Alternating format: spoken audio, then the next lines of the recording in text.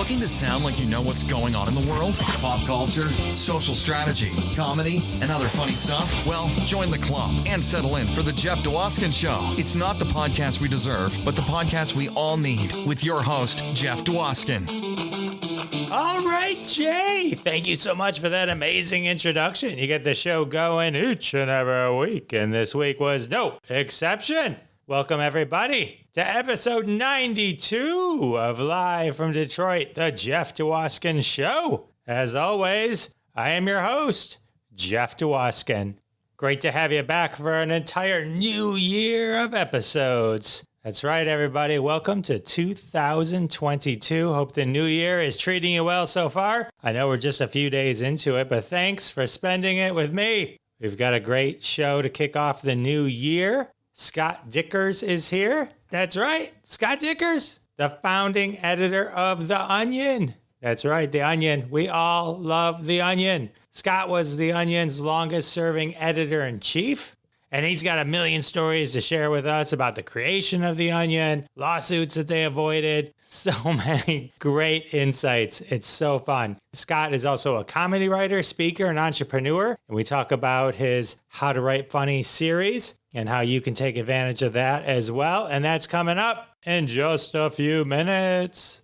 I do hope you had an amazing New Year's Eve celebration, doing whatever you enjoy doing. We just chilled at the house and binge watched some TV shows, stuff that I'll probably be talking about on a future episode of Crossing the Streams. I hope you enjoyed last week's interview episode 90 with Richard Karn. He shared so many cool stories from Family Feud and Home Improvement, and a great story about his very own death hoax. Definitely double back and check that one out if you haven't heard it yet. December was chock full of amazing interviews. Richard Karn, Billy Van Zandt talking about the 40th anniversary of Taps, Dee Wallace, and Nicholas Hammond. And of course, all the bonus episodes on Thursday that cull some of the greatest moments from our live show, Crossing the Streams, now brought to you in podcast form on Thursdays. Could life be any better? I don't think so. 2022 is already shaping up to be the best year ever. And now it's time for the social media tip. All right, well, it's the new year, so let's do a New Year's Eve themed tip. Get out your pencils. Write down every social media platform you're active in. Write down every social media platform you want to be active in. And then commit the days that you're going to post on those platforms with new and original material. Engaging in platforms can include original material and replying and engaging with people on their posts.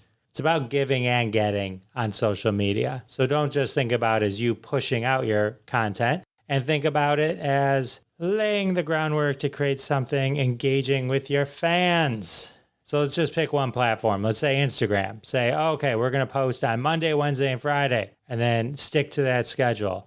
That way people will expect posts to show up at that time. You can add to it. You can do stories on top of that. You can do reels on top of that, but have a kind of a base cadence and then do that for every platform. And then just stick to it throughout the year. You'll be better for it. You'll thank me. Your fans will thank you.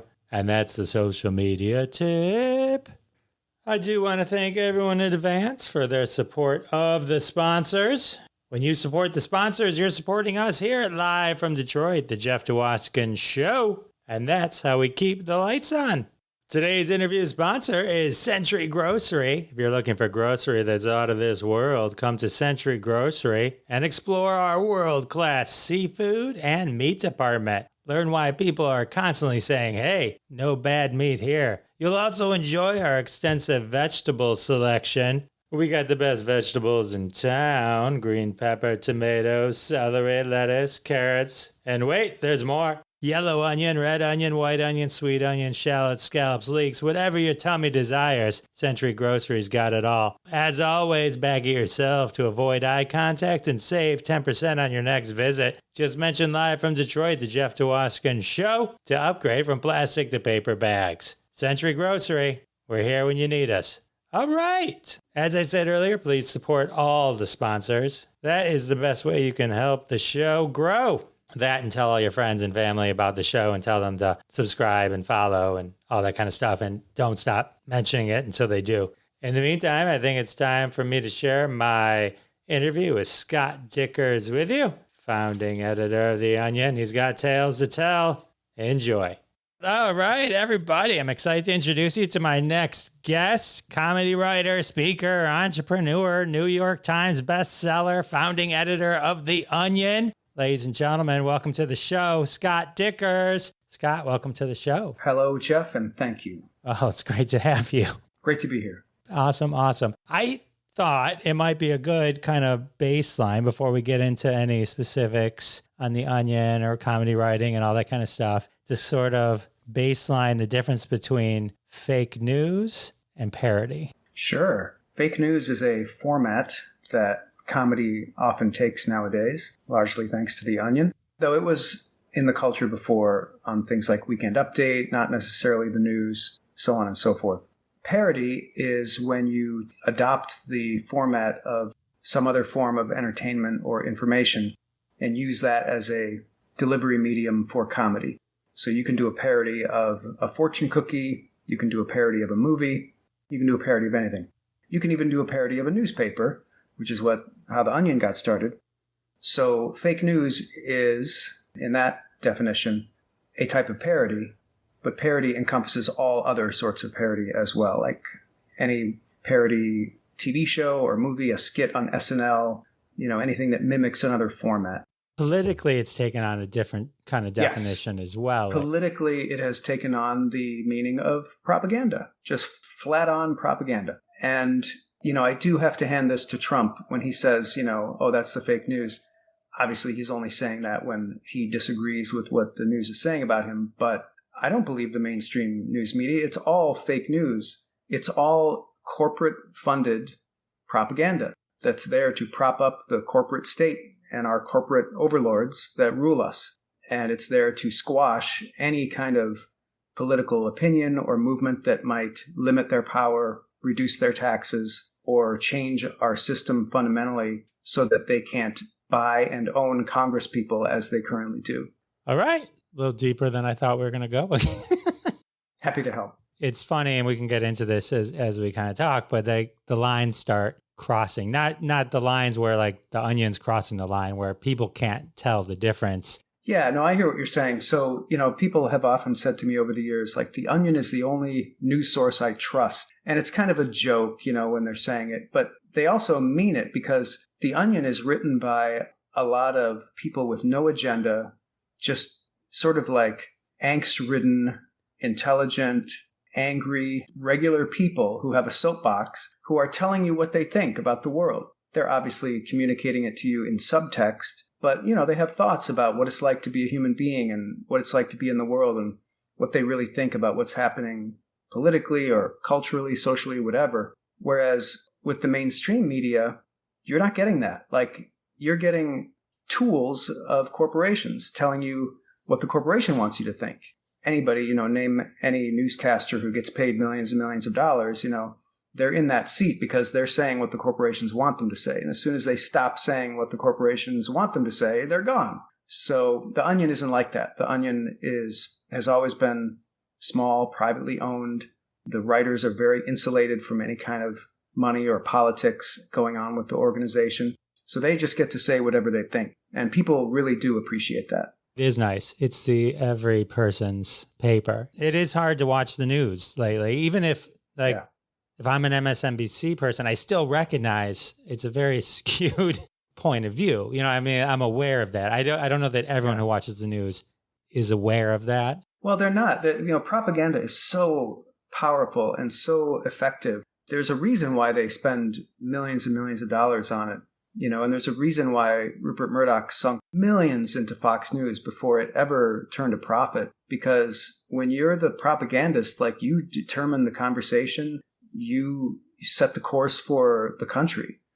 People just believe it. And you see now, obviously, like, if there was ever any doubt how gullible people are and how stupid people are and how just they'll swallow anything that's given to them, all those doubts are gone now. We've seen that people will literally die before they'll investigate a fact and make sure it's true, before they leap It's shocking. It's shocking. It's sad. Very sad. It's disturbing to kind of live through it and watch it. And yeah, it makes me, I grew up thinking that the scientific revolution and the Enlightenment were these great things that happened. And now we're on a new course where science and rational thinking rule the day. And oh my God, I'm so glad we're out of the dark ages. No, we have the same brain, evolutionarily speaking, as we did during the dark ages. And we could easily slip back into that. And you can see the workings of that right now, how someone who has a cult-like following can just tell people to do something. Like, remember Jim Jones back in the 70s? I remember thinking that was crazy, that all those people would drink the Kool-Aid and kill themselves willingly and knowingly.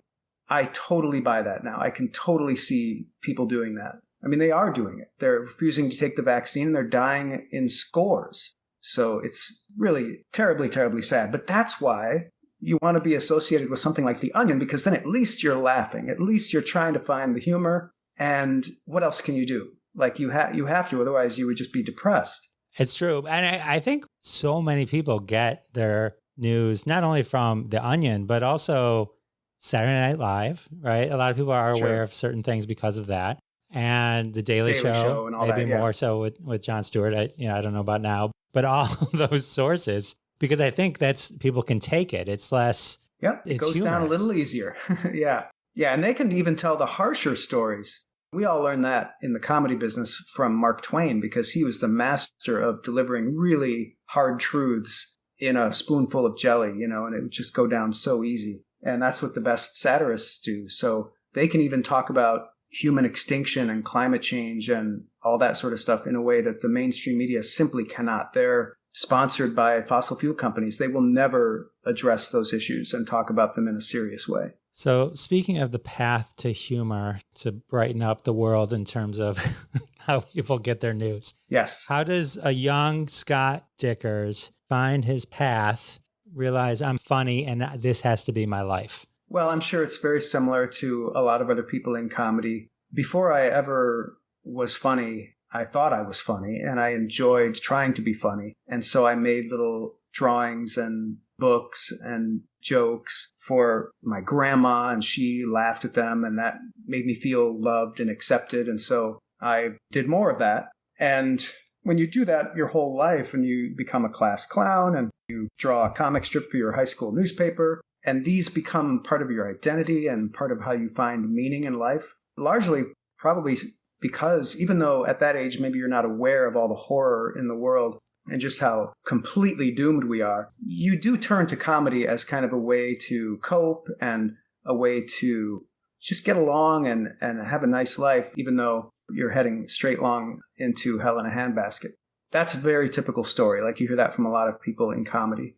When I got out of high school, I was faced with the reality, okay, how am I going to make a living? How am I going to actually do this for a job? And so that's when the real challenge began for me. And I tried a bunch of different things. And what I decided to ultimately focus on was comic strips because they were the cheapest, easiest thing you could do. I had grand visions of making movies and all this other stuff.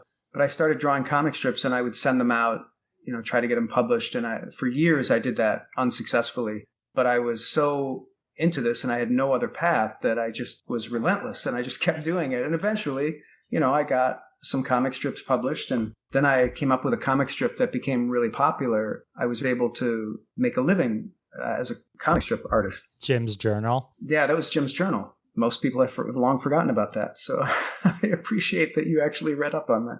I think I had one of those books. Oh, that's wonderful. I remember seeing you speak at a digital summit, and cool. You put it up, and I'm like, I had that book, and for the life of me, I've been looking. It was the one where he goes to college. It was a collection. Yeah. No, it was a New York Times best-selling book. It was my first bestseller. Anyway, and aside from that, I also was going into performing. I was doing a lot of voice work for commercials and cartoons. So that was kind of another sort of sideline I had that was, comedy business related. I was mostly doing comedy impressions and other types of character voices and stuff.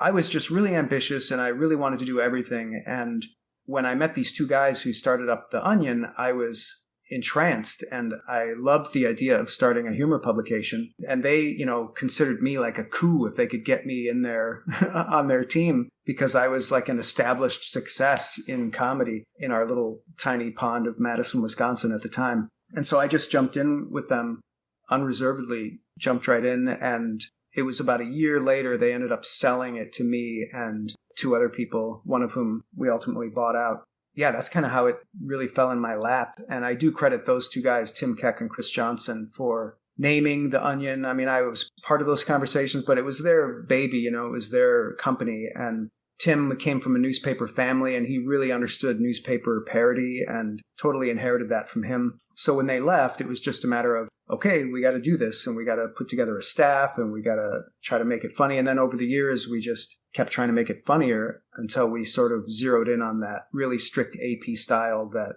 The Onion is known for today. When Tim and Chris named it The Onion, was there anything specific behind it? I know layers, so there's that. Yeah, it was originally going to be called The Rag, and I was like, okay, but it didn't really sit well with anybody. It just started to feel a little crude.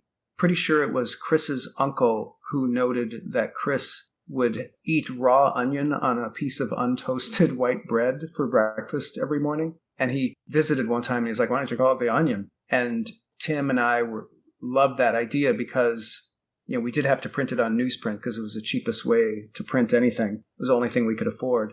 And an onion did seem like you peel back the layers to get at the facts of the story. It seemed like a great name for a newspaper. That is a great name. And it's nice to hear that someone else, well, I never ate raw onion as a sandwich. It was common in my household to eat a can of tuna fish, a raw onion, almost like an apple, and then we'd have cut up some celery and stuff like that. I've always been eternally fascinated by that story where they used to go to theaters and they'd have like a hypnotist talk about apples and show a lot of apples, and then have someone blindfolded take a bite of an onion, and then the person thinks it's an apple, like they really taste an apple. Personally, could never eat a raw onion. It's too much for me. I cook mine. I love raw onion. All right, so I'll give Tim a call later. We'll talk raw onion. Anyway, okay, so that's cool. So they sell it to you. I read for around, you can neither confirm nor deny, around $16,000 to you and your pals. The sale price of The Onion was $16,400. $16,400. And so okay, my two partners and I had to come up with $3,000 each as like a down payment on that $16,400. And that was a lot of money for me. Like I'm maybe 23, 24, something like that. And that's a lot of money, $3,000. But you're Jim Journal rich at this point. I'm Jim's Journal rich. I do have some savings, but it was everything I had. That was everything I had. It was a gamble, but I really never doubted it. Like I loved doing it and believed that it had a future. And I don't know, there's a certain wisdom in that raw confidence of youth when you just make the leap. I miss those days. Everything now is overthought. Yeah, that's true. That's true. When you bought The Onion, what was the state of The Onion at that time in terms of where it was to where we know it is now? I know it was just the infancy, but I mean... It was in its infancy. It had a circulation of about 15,000. It was only in Madison, Wisconsin. It barely broke even issue to issue, like selling local advertising. There were coupons on the front page that you clipped out, and a lot of readers thought those were fake. I drew a lot of cartoons for the newspaper and sometimes helped write articles and come up with headlines and stuff. And it was around 8 pages usually, sometimes 12. So that's like 2 broadsheets folded for 8 pages. The smallest publication, at least among the smallest, in the Madison area. There was like the LGBTQ Weekly that was probably a higher circulation. There was like other little magazines like that. There might have been like a black newspaper that was higher circulated. And the 2 campus newspapers had far greater circulation, the Daily Cardinal and the Badger Herald. So it was a very insignificant college humor newspaper when I bought it. So that was a lot of money, but, $16,400. But it was like a business that you could scale. Like it was making money and it was paying for itself, and we loved doing it. So it was kind of a no-brainer. Were there people in your inner circle that told you not to do it? Yes. My good friend Jay at the time was like, why are you doing this? Why don't you start your own? Like, you don't need to buy their thing. But I understood the value of even 1 year of goodwill, the brand name. And I knew the foundation that Tim and Chris had laid and all the ad sales that they had done and stuff. And it was worth it to me, especially since it would have cost me a lot more than $3,000 to just start from the ground up. It's so funny because I was talking to Jay the other day and he's like, yeah, I still think you should have started your own. He's holding his ground on that one. Okay. Yeah. He will never change his mind about that, probably. Oh, that's funny.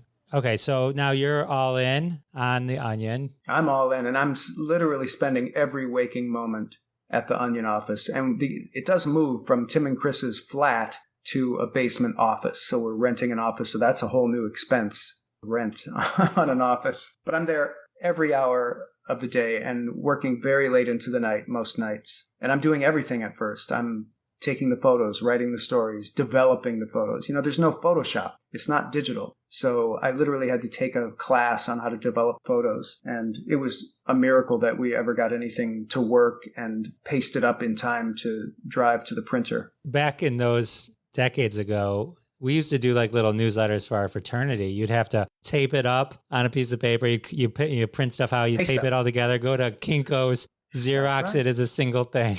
Yeah. And we used Kinko's a lot because we had an Apple lunchbox computer and you could take the disc to Kinko's and print out the ad or the story or whatever. But then you had to cut it out and paste it on this big paste up board that you would get from the printer. And then you would drive to, a real newspaper printer that would actually have a printing press to print. And it's so funny. We used to have this saying on our wall. We were so smug about it. It said, "Freedom of the press belongs to those who own one." And that's a famous quote from somebody like Benjamin Franklin or somebody like that. And it was so funny because we kept losing our printing press because they'd be like, there's too many swears for us. We don't want to print your paper anymore. Or, it's one too many pictures of a penis for us. We're going to have to bail on this job. And for a time, we had a really hard time. We had to drive like 2 or 3 hours out of town to find a printer who would print The Onion. And we realized the true meaning of that phrase. It's not the person who owns the newspaper. It's the person who owns the printing press itself is free. So in the olden days, swears and penises almost ended The Onion. Yeah. That's funny. All right. So would you say the anatomy of those types of articles you're putting out there are the same as they are similar now? Killer headlines? No, it's pretty different. What's the evolution? Sorry. Yeah. Basic anatomy, yes. Funny headline, and then you try to make a funny story, and you try to make it get funnier as you go along, which is kind of an inverse pyramid from how comedy had been written prior to that. Prior to that, comedy would be written like this. You'd write a story, or you'd assign a story to a writer, and it would be kind of weird and funny, and then it would build to some sort of punch at the end. And then after that, you would slap some sort of headline on it that would be intriguing enough for someone to want to maybe read the article. And I always thought that was completely backwards. So much better to have a funny headline and then you're sort of welcomed with a red carpet into the article because that funny headline just escalates until the end when it just gets funnier and funnier. And I got all that from this wonderful book that I got. It was just a mind-changing book called Information Anxiety. It was a big bestseller in the early 90s. And it was all about how people digest information. They like a big headline, and then they like a subheadline, and then they like a picture caption. And then if they want more detail, they can read the small print. Before that book, people didn't really understand that intuitively. The guy who wrote the book designed airport signage to help people get to their gate.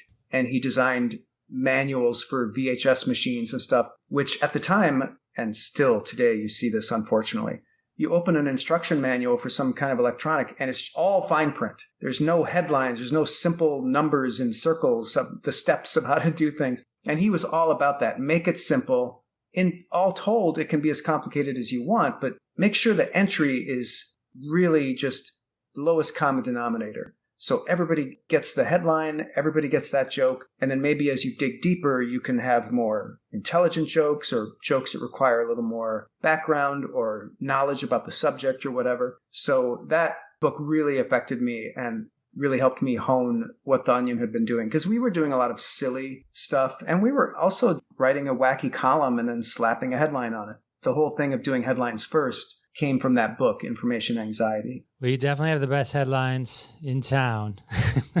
I think everyone has a friend. My friend is Adam Valentine, who he culls the best ones. So you know when it shows up on his feed.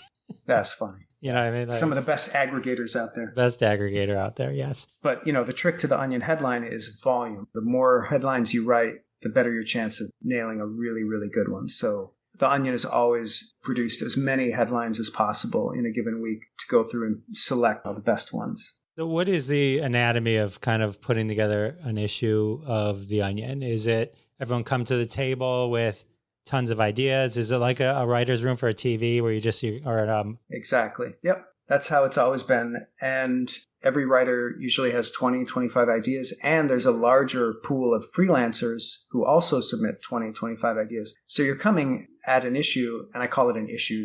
We stopped doing the print model in about 2013, I want to say. And so now it's a digital model, but it's the same process. You have thousands of headlines, and then you read through them. And the meeting where you read through all those headlines is the most agonizing meeting you can imagine. It's pure boredom and just monotony. But every once in a while, as this list of headlines is being read in a kind of monotone by someone who's half asleep, a headline will pop up where a couple of people will say, oh, okay, that was kind of funny. And then at the end of reading through 1,000, you've got a list of like 15, 20 that a couple of people thought were pretty good.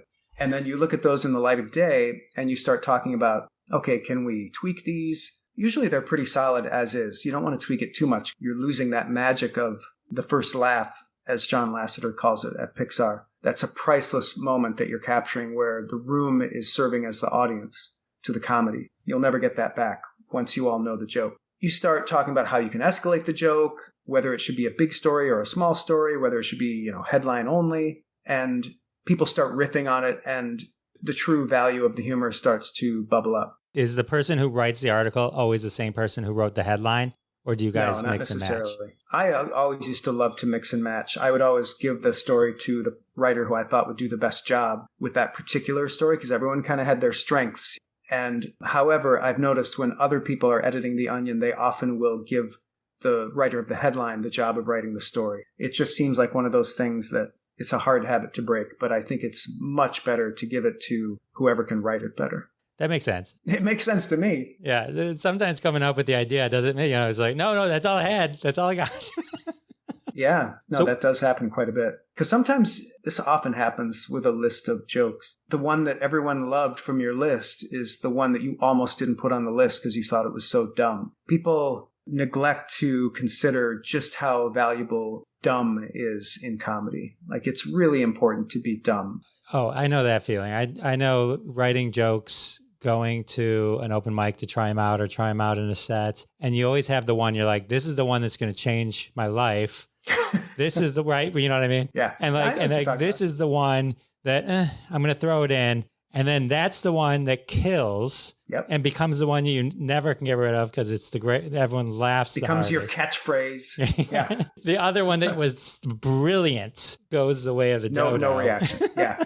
It happens all the time. Well, you never know. You just got to throw them all out. Or throw them all out to the audience. Yep. Let them decide. So when people come, do they have to come with ideas in the different categories? Like you got to come with local entertainment, sports, like so to make sure that you have a mix. Is that part of the assignment? Once The Onion got to be to a certain size and we started doing the digital model instead of the print model, then there was a little more of that kind of assigning of topics, news of the day, what's the 24-hour news cycle story that everyone's going to expect us to comment on, etc. But before that, and still today, there's a lot of just write whatever's on your mind, because part of what makes The Onion special is that it's just tapping into the zeitgeist, whatever happens to be on these really interesting, funny people's minds, that's what we should talk about. So it's good to not have too much direction or parameters at that stage. Gotcha. In my research, I found that you've won many awards, a Peabody, 30 Webby Awards, Thurber Prize for American Humor. Nice to see you're being recognized.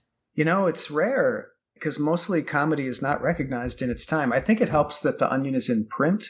I think if The Onion had been a stand-up performer, it would not have won any of those awards because stand-up is not recognized in its time. It usually takes 20 years before somebody gets the Mark Twain Prize, and they have to be really rich and famous at that time. And it's the only award, right? There's no like standees awards. Right. Yeah, true. Very true. Very true. Somebody needs to make that. I'll write that down. I'm going to come up with that idea, and then I'm going to sell it to you for $16,400. Nah, you're thinking.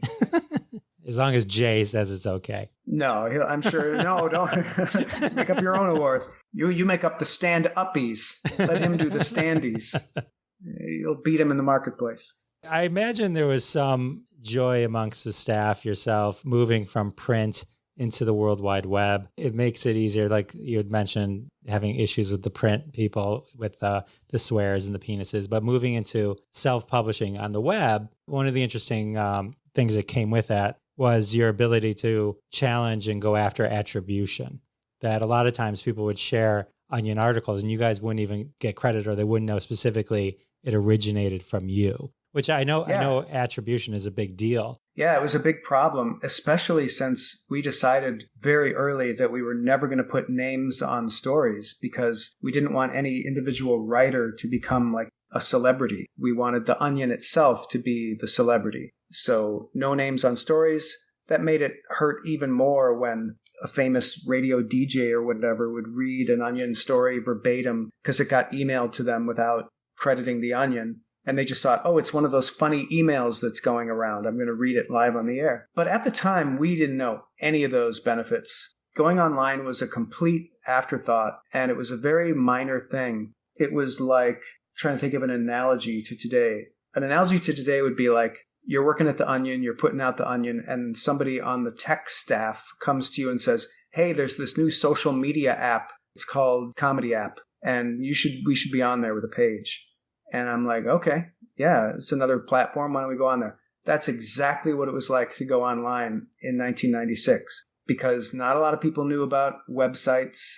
Everybody was using email, but the idea that you could actually go to a website, a homepage, and read like a magazine, I was like, okay, put it on. Maybe we'll get some more people to see the Onion. Didn't envision at all that it would solve our printing press problem, that would help make the Onion more of a recognized brand. I mean, obviously that was the reason I wanted to do it. We would always go into other media as soon as we could. We started going on the radio really quickly, made a TV pilot as soon as we could, et cetera, did a book. So that was all part of the strategy. You just never know which one of those things is going to hit. Doing the internet was like this kind of experimental thing. And it cost us $400 to get the domain name, theonion.com.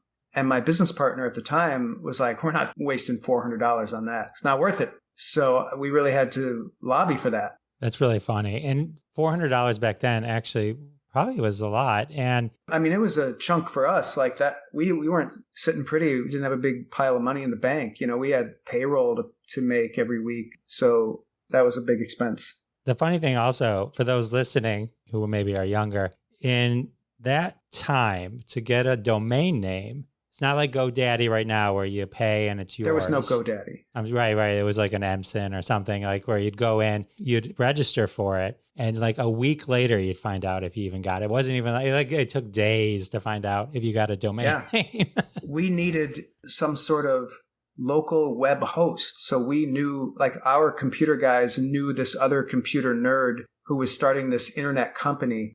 And you had to have special arcane knowledge to like register a domain. And he knew how to do that. And it was so funny because after the Onion was online for a while, we stuck with that company. It was like this guy who started this company. And so he was our internet service provider. And he came to us one day and he said, this is like years later. And he said, guys, you're using up so much of my allotted bandwidth. I'm paying so much money just to keep you guys able to receive traffic. And we felt so bad for him. We had no idea. Like he never told us that the Onion was by far the highest traffic getter of all the other like websites that he had. Because he was just this like local Madison, Wisconsin one-man internet service provider. And he had to buy new servers all the time to handle the traffic. And that was very sad. Those were the days though, right? You had they were all internet service providers. You never had to buy a coaster because you got a CD from AOL every day in the mail. That's right. Yep. The 90s. Talk to me about lawsuits. There had to have been some. My research, I did find a nice one about Janet Jackson suing you. Yeah, so she never sued us, but... Oh, no? there were many threats of lawsuit. The thing that always got us off, the Onion never really got successfully sued for making fun of anyone, even though so many people got upset and tried to sue us. Michael Bay got really upset by an article one time. Steven Seagal got really upset. He ended up being in the Onion movie after that.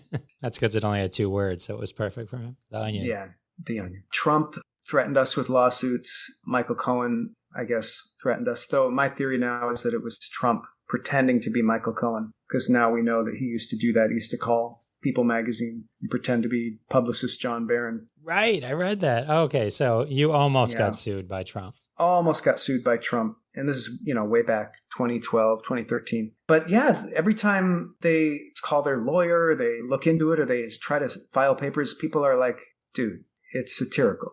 You're going to lose. Like, we have freedom of the press in this country. So what are you doing? The most dangerous one was the Janet Jackson one, which our lawyer just brilliantly scuttled. I don't know.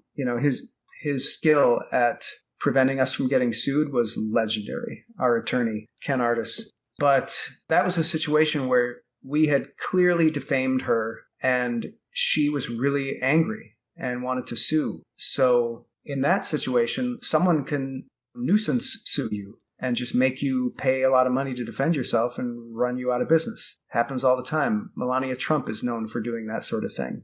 And it's a lot of rich people's tactic for crushing people like an insect. So we were lucky to avoid that. The article title, Dying Boy Gets Wish to Pork Janet Jackson. Yes, that was the story. That was the story.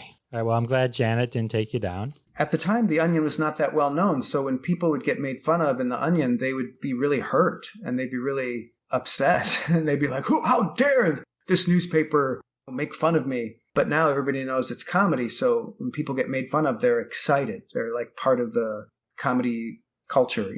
They're in the club or whatever. It's like being made fun of on SNL. You've made it. Right. Now you'd be in the cool club. Right. I get it. Yeah. Early on, if you don't get what's going on, it's weird.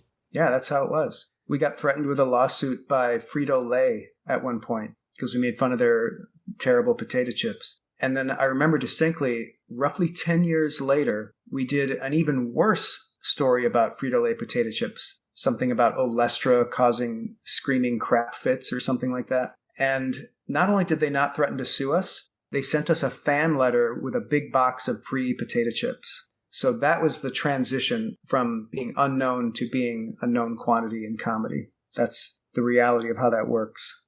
That's really funny. That's a good evolution. It's great. Yeah. It's really handy being a household name. Yeah.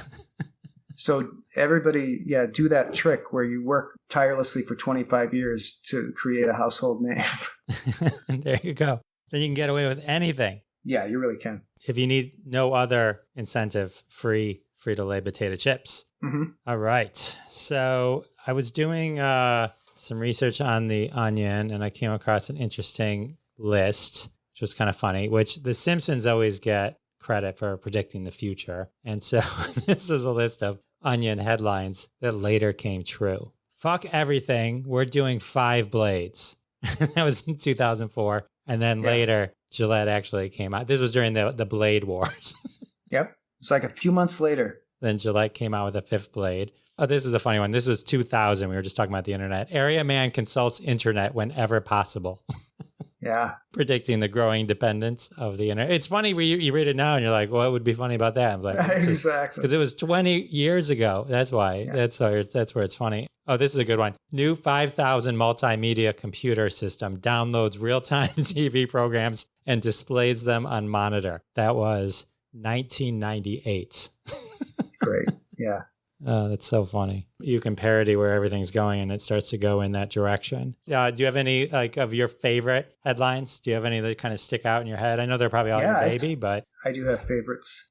And one of them is that fuck everything, we're doing 5 blades. I love that story and I love that headline. There's a couple of other headlines that have predicted the future. One of them is one of my favorites. It was after the 2000 election when George W. Bush won his court case and became president. The headline was Bush, quote, our long national nightmare of peace and prosperity is finally over.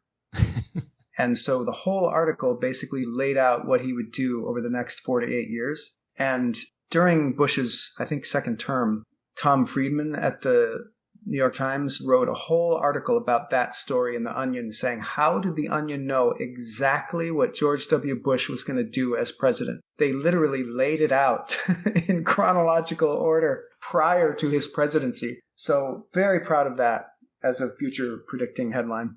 And then there's one very grim one. It was a few months before Chris Farley died. We did a news piece, Chris Farley dies of hilarious heart attack. Oh. Yeah. Very funny when it ran, and I'm sure he would have laughed right along with it.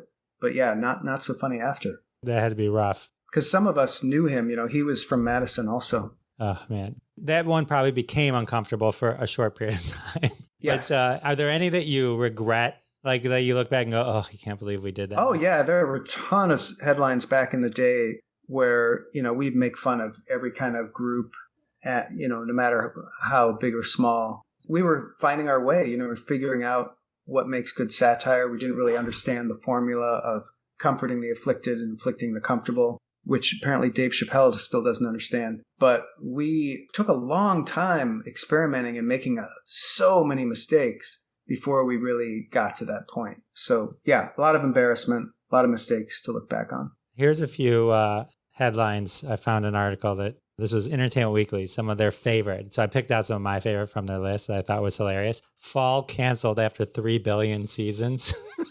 Some of these are like just, they're it's just silly. Now there's your dumb right there. It's so funny though. It's so brilliant. Dumb but funny. Archaeological dig uncovers ancient race of skeleton people. Yeah, that's a classic. Oh man, it's so funny. It's so funny. World death rate holding steady at 100%. Such good stuff. That's a Todd Hansen headline right there. Todd Hansen? Yeah, he wrote that last one, I know. Not supposed to make him famous. Now he's going to become famous. I'm kidding. So then with The Onion, the other kind of category of Onion articles is ones taken seriously. Yes.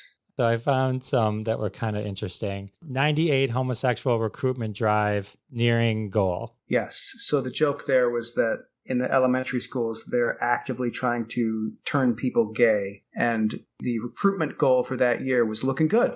So that God Hates Fags guy, remember him? Fred Phelps. Yeah. He latched onto that article and linked to it from his website as a sign that America is going into the toilet. So what's the chain when you're sitting at The Onion and the first person discovers that Fred Phelps has now posted The Onion article as fact to back his nefarious claims? How does that flow through The Onion? And how do you guys... Yeah, I remember exactly what happened. One of our computer guys, Jax Fairgold, who was the guy who put up our first website and suggested the idea of doing a website, he just came to me and told me that this had happened. And I had heard about Fred Phelps. I knew about it. And I was like, ooh. And then I said, okay, is there any way that we could redirect anyone who came from his link to go anywhere we want? Does it have to come to that article? And he said, I could probably think of a way to forward that. So just to prank him or to screw with those people, we had a little fun like brainstorming where could we send them instead if they click on that link. And we thought gay porn sites or whatever. But we ended up just sending them to another Onion story that was simply church canceled due to lack of God. That is so funny. Yeah, it was a lot of fun. It was fun times. And this is 1998. So that redirect, while today probably would be no big deal, was probably wizardry back then. He had to know some really complicated HTML probably, yes. Very nice. Frustrated Obama sends nation rambling 75,000 word email. 2010, picked up by Fox Nation. Yeah. So many people who should know better. So take funny. Onion stories seriously. But even today, like Ted Cruz will retweet something from... Sure. No, it still happens all the time. Well, it's like I was saying before, how stupid people are. Like the famous and the well-heeled are no less stupid than the rest of the rabble. So they're all just believing everything they read. It's crazy. We live in a crazy time. And then... Yes, we do. We're a crazy species. I think anytime it's going to be pretty crazy.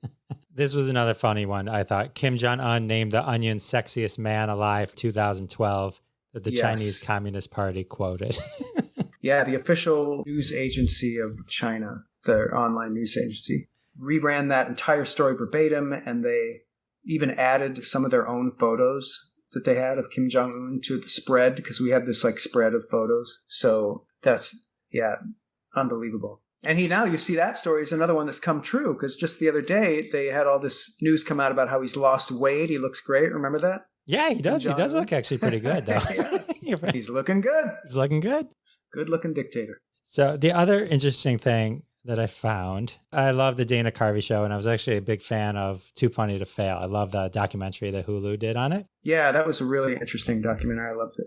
I talked a little bit about it. I had John Glazer. He was one of the writers. Oh, I know John. Oh, did you? Okay, yeah. So he was on the show, and we talked a little bit about that. Bob Odenkirk was a huge fan of The Onion. Better Call Saul, amongst other things, for those listening. He connected you. You guys had actually written segments with Robert Smigel for the show. I think only one aired, but like that must have been pretty cool. Because I mean, that was like when you look back at the comedy team that to merge or synergize with those folks must have been crazy. That show was a real nexus. Yeah. Because Smigel reached out to us and we worked on this material that Stephen Colbert was going to read as a news anchor. And, Louis C.K. is the head writer of that show. I mean, what a crazy collection of people. But yeah, that was exciting. And then their first show came out and it bombed so bad. And I thought it was hilarious. I thought the Clinton breasts thing was really funny. But apparently primetime audiences don't want that. And so they were scrambling after that and they ditched the Onion segment.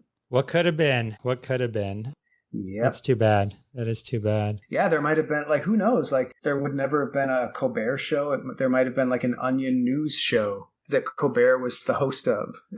Yeah, who knows? Right? For a long time. Who knows? You mentioned earlier voices. You did voice work. Yeah, speaking of Smigel, I did TV Funhouse. George W. Bush for his TV Funhouse. Yeah, that is cool. Yes, that was really fun. I was reading all about you and I'm like, that one just stuck out. I'm like, oh, that is so cool. You've done a lot of cool things. Yeah, that was great. I'm like, wow, that must have been Smigel is great. I'm just a huge fan. It's funny too, like when you realize the ambiguously gay duo is Carell and Colbert. It's like, didn't know that forever. I mean, I watched it a million times until I never realized it was even them. With Bill Cott doing the announce voice. You may know Bill Cott from, what's that Special Olympics movie the Farrelly brothers did? He had a pretty big role in that. Oh, I don't know. But he's actually more famous now because he was on some kids show. He played like a principal on a kids show. Anyway, that's too into the weeds. All right, we're in the weeds. Bill Cott. Pull back. Let's see what else. So that's a lot about The Onion. There's a lot of things that you've done since. And during. Like I would leave The Onion and I would do things and I would come back. That happened a lot. How many times did you leave and come back? More times than I can remember. I left for a really long time in the early 90s just to play pool because I was really tired because I had worked so hard for so many years. I just played a lot of pool. I got really good at it. And then I left again in the mid to late 90s to make a feature film, and then again early 2000s to make a feature film.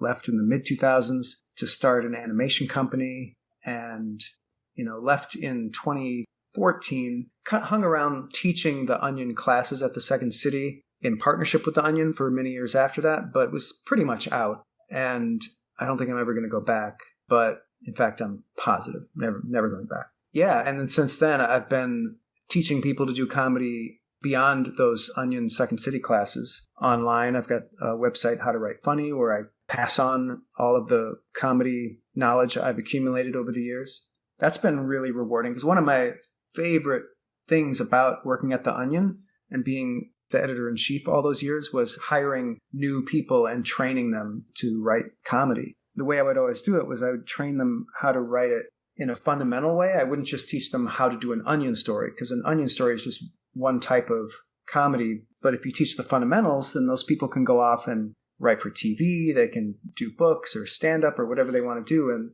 I'm so proud of all the people who have left the Onion and have gotten really amazing careers going in every other medium. And we always prided ourselves on hiring people who had no comedy experience. We wanted completely raw people with no bad habits. And so I like that now. I like when people take my class just on a whim, like oh, I kind of want to do comedy. And then they take my class and then they're getting a job doing comedy professionally like 8 weeks later. So That's awesome. It's pretty cool. Yeah, it's very rewarding. You have the website, howtowritefunny.com, the classes, which has, for those listening, it has some free stuff that you can download, some Good cool amount PDFs. of free stuff, yeah. I do recommend taking the class as well. I think there was one point where I think your entire Facebook ad budget was spent on me because every time I went on Facebook. That's funny. I would recommend the class for anyone who's really serious about comedy. I've got a few classes on there. There's one basic how to write comedy course, and there's another one that goes even deeper on how to succeed in the comedy business, which is not something you hear a lot of people talk about or teach. But if you're just, have a passing interest, the free ebooks are going to be fine. And, I have books for sale on Amazon. There's 4 books now in the How to Write Funny series. And if you read all those, you'd be pretty well armed to do just about anything you want to do in comedy as well. I didn't see a good book when I was starting out, and I would have bought it. Like, I was really interested. I got Steve Allen's book, which was a waste. But I really wanted a book that would just spell out how you do this. Like, tell us the tricks. How do you write comedy? How do you compose a joke? How do you know it's going to work? And so I felt like after about 3 decades doing it professionally and really knowing it backwards and forwards, that I should just share all that knowledge and just make it very plain and simple. So that's what I tried to do. That's very cool. And Scott also has a podcast called I do. How to Write Funny. Yeah, where I interview people in the comedy business, in front of the camera and behind and all around. Anyone who's like succeeding at comedy, it's really fun to talk about people's path, and how they got into comedy and how they decided they were funny and needed to be in comedy. So many people need it. Very few people in comedy are in it because they just kind of want it. And that's the sort of stuff I would always talk to people about anyway. So when I started the podcast, oh my God, I think it was 2009 when I recorded my first episode of that podcast. And I don't do it every week. So I don't have like 5,000 episodes at this point. At this point, you would. You'd be the biggest podcast ever. I know. I'd be Mark Maron at this point. But no, I do it whenever I have the space to do it. So it's one of the curses and blessings of podcasting is that you don't have to have it done at a certain time. Well, I can't thank you enough for hanging with me, sharing your time with me. Much appreciated. Sure, Jeff. Yeah, it's been fun. Thanks for your interesting and probing questions. My pleasure. Thanks for your amazing answers. Sure. Is there anywhere specifically people can keep up with you on the socials? Oh, if you Google me and even if you misspell my name, I come up. So yeah, if anybody wants to follow me, they'll find me. Cool. I'll dig them up. I'll put them in the show notes. Thank you. You're welcome. Well, thank you for many, many years, decades of laughter. Thank you for Jim's Journal. It has been my pleasure, I must say. Thanks again. All right, everyone. That was Scott Dikkers, founding editor of The Onion. That was a joy for me. I've been a huge fan of The Onion for so many, many, many years. Great talking to Scott and hearing some of the stories behind the headlines. So fun. Hope you enjoyed it. And definitely check out Scott's website. If you want to learn how to be funny, I'll put a link in the show notes. Scott's a great teacher. He's got lots of great resources. So definitely check that out if you're interested in learning to be funnier and get a job in the funny job market. Well, as the interview is now over, that can only mean one thing. That's right. It's time for a trending hashtag from the family of hashtag games at hashtag Roundup. Grab the free, always free, never costs a penny app from Google or Apple Play stores. Download it to your phone. Get notifications every time a hashtag game starts. We play every day, all day. Play along. And one day, one of your tweets may end up on an episode of Live from Detroit, The Jeff Dwoskin Show. Fame and fortune await you. Today's hashtag is hashtag could be a legit headline. That's right, going with the theme that sometimes those Onion headlines might be mistaken for real. Hashtag could be a legit headline was brought to us by Fun Size Tags, a weekly game on hashtag Roundup. These are just absurd headlines that could be legit. Here's a few of my favorites. As always, they're retweeted at Jeff Dwoskin Show on Twitter. Hunt them out, show them some love, retweet them, like them. All right, here we go. Hashtag could be a legit headline. Murder hornets expected to double in size next year due to global warming.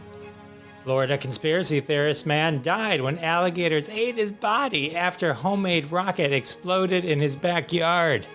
Man marries a cardboard cutout of Marilyn Monroe. Disney buys Amazon, casts Johnny Depp as Jeff Bezos. MC Hammer diagnosed with COVID, can't touch anything in quarantine. Super freaked out. Can't touch this. Can't touch this. Sun files lawsuit against Earth demanding back payment for billions of years of free energy. Man stubs toe on coffee table for 50th time. Doesn't say a word. Hashtag game changes election results. GOP furious. Scientists, universe expanding, must go on diet. Mars-size asteroid headed for Uranus. Robot aliens from the future overthrow an Applebee's. And our final, hashtag could be a legit headline. Disney announces a remake of the Lion King CGI remake. All right, that's Disney for you. Constantly bringing back everything that worked once before. Okay. All right. Tweet your own hashtag could be a legit headline. Tag us at Jeff Dwoskin Show. I'll take a look for it. I'll like it. I'll retweet it. I'll do something. I'll comment. As always, tweet at us at Jeff Dwoskin Show. I love hearing from you and any feedback you have on the episodes. Well, we have reached the end of episode 92. I can't believe it. The first episode of 2022 is in the books. I want to thank my special guest, Scott Dikkers, for joining me. And of course, I want to thank all of you for coming back year after year. Can't thank you enough. Means the world to me. And I'll see you next time. Thanks so much for listening to this episode of The Jeff Dwoskin Show with your host, Jeff Dwoskin. Now go repeat everything you heard and sound like a genius. Catch us online at thejeffdwoskinshow.com or follow us on Twitter at Jeff Dwoskin Show. And we'll see you next time.